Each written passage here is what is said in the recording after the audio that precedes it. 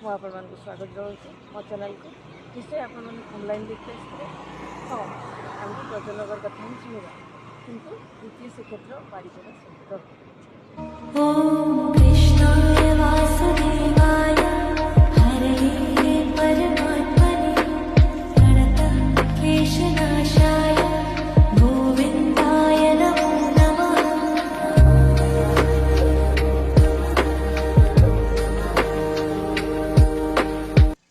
ତେବେ ହୋଲିକି ନେଇକି ବହୁତ ସାରା ଲୋକ କଥା ଶୁଣିବାକୁ ମିଳେ, ଆପଣମାନେ ବି ଶୁଣିଥିବେ।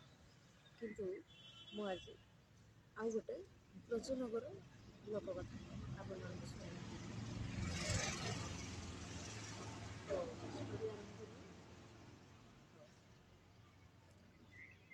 ଥରେ କୁନିକୃଷ୍ଣ ଚିନ୍ତାରେ ତାଙ୍କ ଘରେ ବସିଥାନ୍ତି।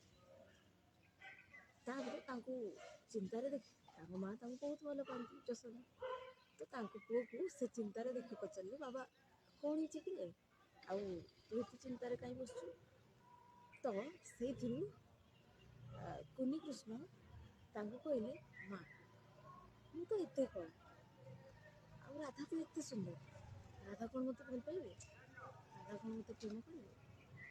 ତ ତାଙ୍କ ମା ସେଇଠୁ କୃଷ୍ଣଙ୍କୁ କହିଲେ, ହଉ ତାହେଲେ ତୁ ଯାଇ କାହିଁ ରାଧାକୁ ରଙ୍ଗ ଲଗେଇ ଦଉନୁ?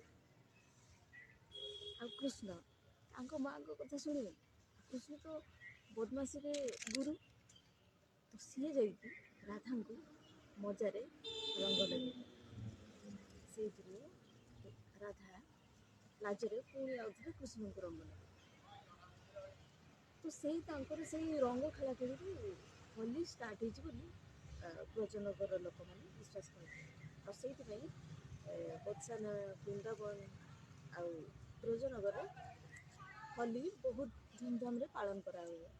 ହଁ, କିନ୍ତୁ ଏଇଟା ମୁଁ କହିଦେବା ପାଇଁ ଚାହେଁ, ଏଇଟା କୌଣସି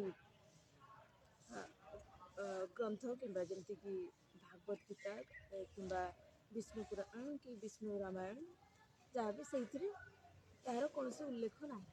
ଏଇଟା ବ୍ରଜନଗରର ଏକ ଲୋକକଥା। ଯେମିତି ସବୁ ଜାଗାରେ ଗୋଟେ ଗୋଟେ ଲୋକକଥା ଥାଏ, ଗୋଟେ ଗୋଟେ ଗପ ଥାଏ। ତ ଏଇଟା ବି ସେମିତି ବ୍ରଜନଗରର ଲୋକମାନେ ଏଇଟାକୁ ବିଶ୍ୱାସ କରନ୍ତି ଯେ ରଙ୍ଗ ଖେଳ ଏମିତି ହିଁ ଷ୍ଟାର୍ଟ ହେଇଥିଲା।